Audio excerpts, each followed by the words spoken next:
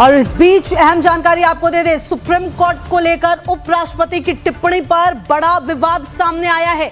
धनखड़ के nuclear missile वाले बयान पर विवाद सामने आया है। आपको बताएं, ये अहम जानकारी, विपक्षी दलों ने की उपराष्ट्रपति के बयान की निंदा। जी हां, उपराष्ट्रपति का जो बयान आया उसके बाद जो निंदा है वो सामने आई है विपक्षी दलों की। धनखड़ ने कहा था सुप्रीम कोर्ट राष्ट्रपति को आदेश नहीं दे सकता। सुप्रीम कोर्ट को लेकर उपराष्ट्रपति की टिप्पणी पर जो विवाद है वो अब काफी बड़ा हो चुका है।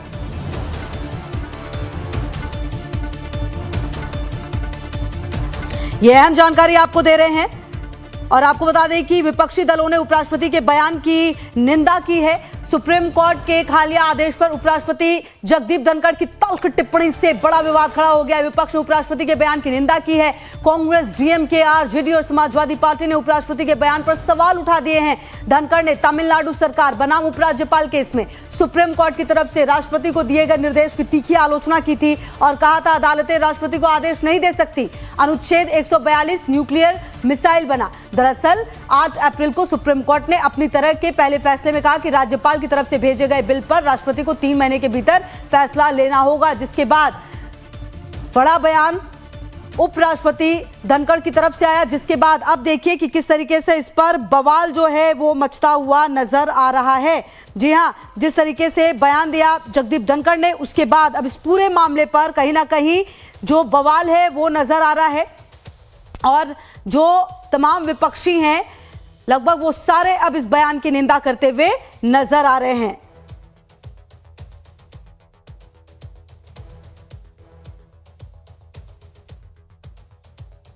और चलिए सबसे पहले अब आपको ये जो पूरा विवाद है वो ऐसे समझिए कि सबसे पहले ये सुनिए उपराष्ट्रपति जगदीप धनखड़ ने क्या कुछ कहा था, वो सुनिए।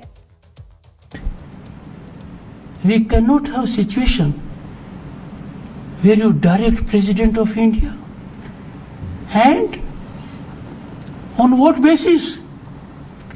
The only right you have under the Constitution is to interpret the Constitution under Article 145(3).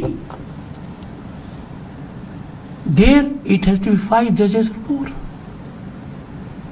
boys and girls. When Article 145(3) was there, the number of judges in the Supreme Court was 8.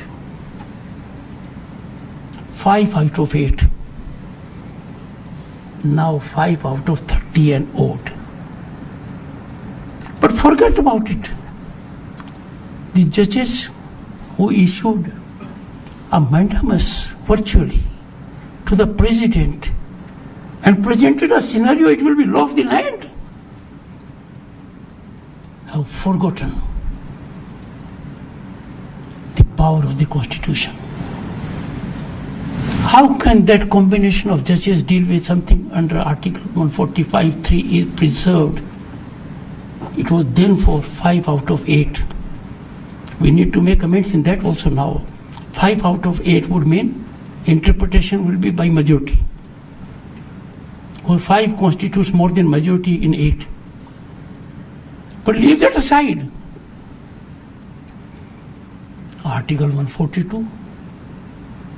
Article 142 has become a nuclear missile against democratic forces. Available to judiciary 24/7. तो आपने सुना कि उपराष्ट्रपति ने क्या कुछ कहा था और इसको लेकर बवाल क्या कुछ मचा है, विपक्षी पार्टियां क्या कुछ करी है, वो भी आपको सुना देते हैं।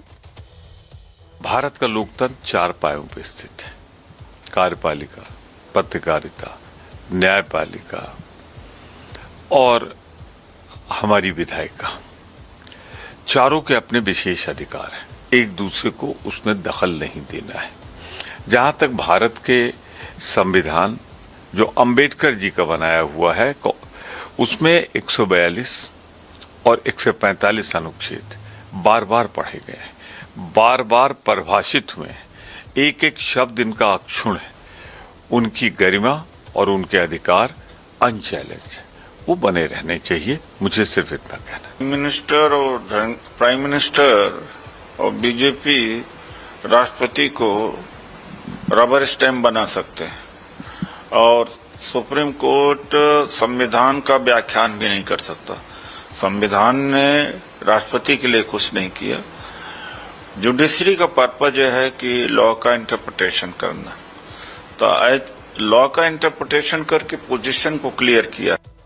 तंत्र को खत्म करने का प्रयास किया जाने लगे तो स्वाभाविक तौर पे संविधान इस बात की इजाजत देता है कि न्यायालय उस पर अपना निर्णय दे सके, और संविधान के धाराओं के अनुच्छेद के तहत न्यायालय अपना निर्णय सुनाती है।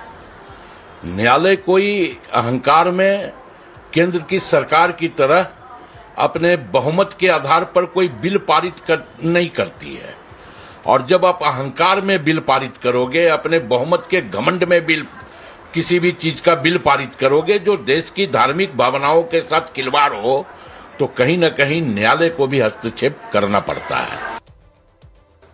देखिए, देश के संविधान ने जो राष्ट्रपति हैं, राज्यपाल हैं, केंद्र और राज्य सरकारों के संबंधों को लेकर, उनके अधिकार क्षेत्रों को लेकर व्याख्या की गई है। समाजवादी पार्टी समझती है कि किसी राज्य को काम करने के लिए, कामकाज राज्य को चलाए रखने के लिए कुछ बिल होते हैं जो राज्यपाल के पास भेजे जाते हैं, लेकिन अगर वो उन बिलों को बहुत समय तक लटकाया रहा जाएगा तो उससे उस राज्य का अहित होता है। इसलिए समाजवादी पार्टी समझती है कि जो देश की सबसे बड़ी अदालत का फैसला है समय सीमा बांधने को, उसको लेके किसी को कोई ऐतराज नहीं होना चाहिए, और देश की सर्वोच्च न्यायालय का जो फैसला है समाजवादी पार्टी समझती है वो उचित है। और उपराष्ट्रपति जी जिस तरीके से देश की सबसे बड़ी अदालत पे टिप्पणी कर रहे हैं, समाजवादी पार्टी उसको बिल्कुल भी गैर जरूरी समझती है। जब देश तानाशाही के दौर पे गुजर जाता है, चलने लगता है ना, जिस तरह से चल रहा है, तो उनको बर्दाश्त नहीं होता कि न्यायपालिका या कोई भी आदमी उनकी इच्छा के खिलाफ बोले। ये सशक्त उदाहरण है इस बात का। अब ये लोग बताएंगे कि सुप्रीम कोर्ट क्या फैसला करे, सुप्रीम कोर्ट नहीं फैसला करे, अपने जजेस को बैठाएंगे, फैसला लेंगे, जज रिटायर हो जाएंगे तो उसको किसी आयोग का चेयरमैन बना देंगे, राज्यसभा का सदस्य बना देंगे। इन्होंने पूरे देश के सारे सिस्टम का माकरी बनाकर रखा हुआ है और सबको अपने जेब में रखना चाहते हैं। ये इनका उदाहरण है इनकी बातों का। महामहिम राष्ट्रपति को शपथ माननीय सर्वोच्च न्यायालय के न्यायाधीश, मुख्य न्यायाधीश दिलाते हैं, और सर्वोच्च न्यायालय के मुख्य न्यायाधीश को भी शपथ महामहिम राष्ट्रपति दिलाते हैं। तो ये जो कार्य क्षेत्र बटा हुआ है, जो संविधान में लिखा हुआ है, उस पर तो सबको चलना है, सबको मानना है। और महामहिम राष्ट्रपति का क्या उनका अधिकार क्षेत्र है, ये सबको पता है, और सर्वोच्च न्यायालय में न्याय मिलता है, ये सबको पता है। तो उपराष्ट्रपति जी को इस राजनीति में, इस विवादों में नहीं पड़ना चाहिए। न्यायपालिका अपना काम कर रहा है, विधायिका अपना काम करे संविधान से, नियम कानून से। राष्ट्रपति जी के प्रति पूरे सम्मान के साथ मैं यही कहना चाहता हूं कि ये हमारे संविधान ने अधिकार दिया है सुप्रीम कोर्ट को कि अगर गैर संवैधानिक बिल कोई पार्लियामेंट के अंदर पास होता है तो उसकी समीक्षा सुप्रीम कोर्ट कर सकता है, और उसके खिलाफ कई बार फैसले दिए, कोई पहली बार तो है नहीं। मोदी जी को ये बात नहीं समझ में आ रही है, और उन्होंने अपने द्वारा पोषित जो ट्विटर हैंडल है बीजेपी के द्वारा पोषित, वो क्या लिख रहे हैं सुप्रीम कोर्ट के बारे में? सरिया कोर्ट ऑफ इंडिया। ये सुप्रीम कोर्ट की तस्वीरें बिगाड़कर उनके ट्विटर हैंडल, समर्थक ट्विटर हैंडल प्रचारित कर रहे हैं। ये आप देखिए, ये सुप्रीम कोर्ट की दशा कर रखी है इन्होंने। तो अगर आप इस बात को नहीं समझ रहे, और मैं तो कहना चाहता हूं, इस देश के हिंदू हों, सिख हों, ईसाई हों, जैन हों, बौद्ध हों, सबका नंबर आएगा भाई। और कमलेश की मौजूदगी हमारे साथ है इसी खबर पर ज्यादा जानकारी के लिए। कमलेश, देखिए, जो बयान उपराष्ट्रपति जगदीप धनखड़ ने दिया, वो जिस परिप्रेक्ष्य में दिया, उसके बाद फिलहाल पूरी तरह से घिरते हुए नजर आ रहे हैं। विपक्ष की तरफ से जो एकजुटता है फिलहाल वो इस पूरे मामले पर नजर आ रही है। देखिए, दरअसल ये जो पूरा विवाद शुरू हुआ है, आपको याद होगा कि जो कैश जो मिलने की प्रक्रिया शुरू हुई थी हाई कोर्ट के एक जज के द्वारा दिल्ली में, उसके बाद से धनखड़ ने उपराष्ट्रपति ने अगर सवाल उठाया तो उन्होंने ये भी कहा था कि आप 1 महीने तक चुप रहते हैं और उसके बाद एक मीडिया रिपोर्ट की खबर छपती है तो उसके बाद आप इंक्वायरी करते हैं। तो उपराष्ट्रपति ने बहुत सारी बातें कही। तो उन्होंने ये कहा था कि जो इंक्वायरी है सुप्रीम कोर्ट नहीं कर सकता, इंक्वायरी करने का काम, इन्वेस्टिगेशन करने का काम कोर्ट नहीं कर सकता। कोर्ट एक इंडिपेंडेंट एजेंसी को नियुक्त कर सकता है जो इस पर जो इंक्वायरी कर सकते। इसके साथ साथ 143 और 145 की व्याख्या की बात कही गई है। तो निश्चित रूप से बहुत बड़ा ये पहला मामला है जब सुप्रीम कोर्ट ने इस तरह की टिप्पणी की है और कहा है कि राष्ट्रपति को भी उन्होंने 3 महीने के अंदर कोई सी भी बिल को उनको पास करने की, उन पर अनुमति लगाने की एक समय सीमा बाधित कर दी है। उस पर यह विवाद छिड़ा है कि अभी तक ऐसा नहीं हुआ था। सुप्रीम कोर्ट राष्ट्रपति पर कोई पाबंदी नहीं लगा सकता, इस तरह की व्याख्या कही है। अब देखना होगा जो कॉन्स्टिट्यूशन के एक्सपर्ट्स हैं और खासकर जो चूंकि लार्जर बेंच में ये मामला अगर जाएगा तो लार्जर बेंच भी अपनी तरफ से इस बात पर अपनी बात रखेगी। लेकिन अभी तक तो विवाद यही है कि 143 और 145 जो 1975 में जो अमेंडमेंट हुआ था मूल से जो बेसिक स्ट्रक्चर, उसमें जो बात कही गई बेसिक स्ट्रक्चर में कोई भेदभाव, कोई तब्दीली नहीं की जा सकती, क्या उसमें यह तब्दीली है? सुप्रीम कोर्ट का ये जो रूलिंग है विवाद नहीं टिकी हुई है। अब देखना होगा क्योंकि राजनीतिक पार्टियों ने अपने अपने हिसाब से रिएक्शन दिया, लेकिन निश्चित रूप से उपराष्ट्रपति भी अपने जगह पे ठीक है और सुप्रीम कोर्ट ने जो व्याख्या की है वो भी एक कई मायनों में ठीक लगती है। देखना होगा कहाँ ये इंटरफेरेंस है। इंटरफेरेंस की बात हो रही है कि इंटरफेरेंस नहीं होनी चाहिए।